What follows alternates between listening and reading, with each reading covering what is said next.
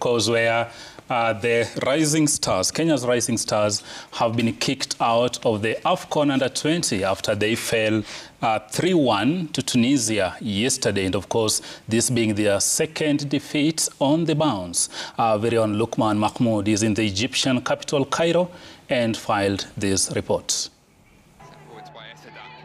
Kenya's Rising Stars journey in the debut AFCON Under-20 started on a bad note, going down to Morocco 2-3 at the 30th June Stadium in Egypt on Thursday last week. Stars got their goals through Lawrence Souma and Hassan Beja in both halves, but few defensive faults denied them even a point, with Morocco emerging victorious.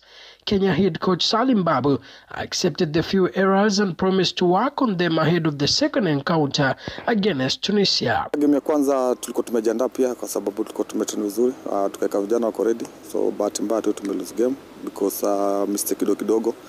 Ni game pia tulicheza vile tulikuwa nataka, kwanza tulikuwa na plan ya hiyo game, so but lakini tukalose. So hii game ya pili tumeplania juu game must win kwa sababu hatuwezi kaa hapa kama tukilose hiyo game. Mimi naambia Wakenya wako na matumaini kwa sababu tuko na timu nzuri. Si eti hatubatishi. Kuna vijana wazuri, ukiekao wengine wote wako wazuri. So Wakenya tu wako na matumaini, tunajua tutafika hata semi-finali. Najua tukitoboa kesho tutaingia semi-finali. So Wakenya watu support tu, wakuwe na watuombe pia. Even as they dropped points, the first opponent, Morocco head coach Mohamed Wahabi, predicted the Kenyan side to cruise to the knockout stage with their speed and tactical game. I said you yesterday, your team is a very good team. Kenya is a very good team. A lot of good players, a lot of personality. They will try to play. They will try to find the free man in midfield. But I hope Kenya can win the next game because they deserve and they have the potential for this. Then came the Tunisia match, where head coach Salim Babu had promised to rectify their day one mistakes. Kenya took the lead through Lawrence Souma again, but then lost the match 3-1, which has left them bottom of Group B without a point. We didn't play well. Comparing this match to our first match, we were a bit slow in our movement. Our midfield didn't click that much.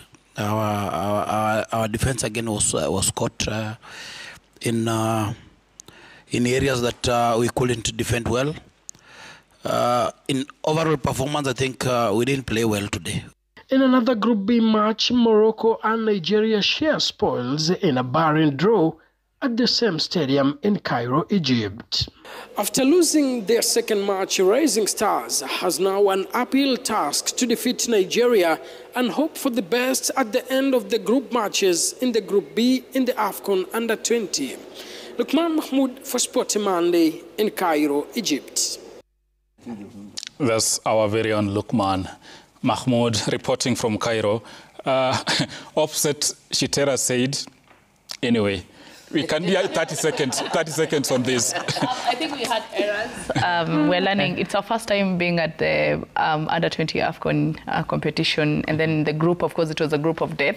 And it's our first time. So we are going to, I think, when you're Nasema, and then with rugby, back to the drawing board, and we see what next. I know it will be another new team now coming in because of under-20. And again, we are going to poach for other talents now. Of course, Term 2 games, school games are starting very soon. So let's go and look for more talents to bring in under-18 and under-20. I was saying we do not have an uphill task. It's a downhill task because we are already out.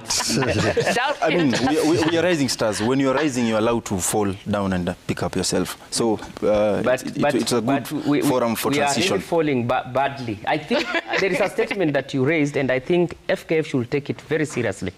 We need to take coaches who are properly groomed to such international matches.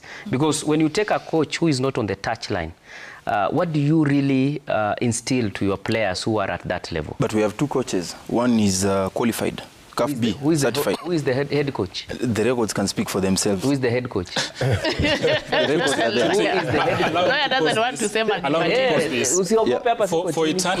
For eternity, we've always said we go back to the feeder system. We source for young players. We groom them.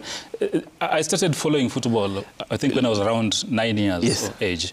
but now I'm almost retiring. But and we have never gone past the group stages. Probably, where is the disease in Kenyan football? No, it's a cliche. You know, there's this cliche which we keep on throwing out, that we need to groom up lads at a younger age and then they need to be together.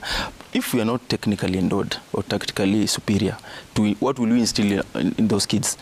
And if we do not even have the necessary infrastructure, the stadia, or even the balls to kick. The coaches. Yes, the coaches. What is of essence having these people together? I am happy they abolished the CAFD thing, because a lot of people were going for this training, whereby hata wakiwa kwa touchline, they can always read game. Unajua, as a coach, you need to know how to read the game and do the changes.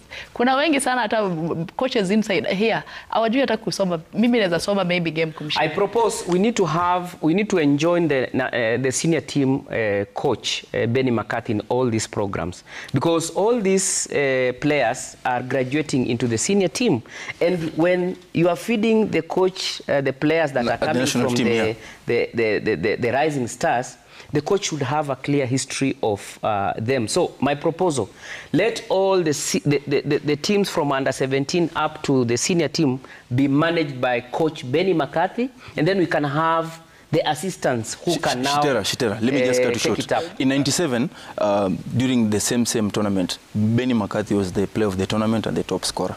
So you may have been right. Now, let's change gears, and there's a weighty story falling out.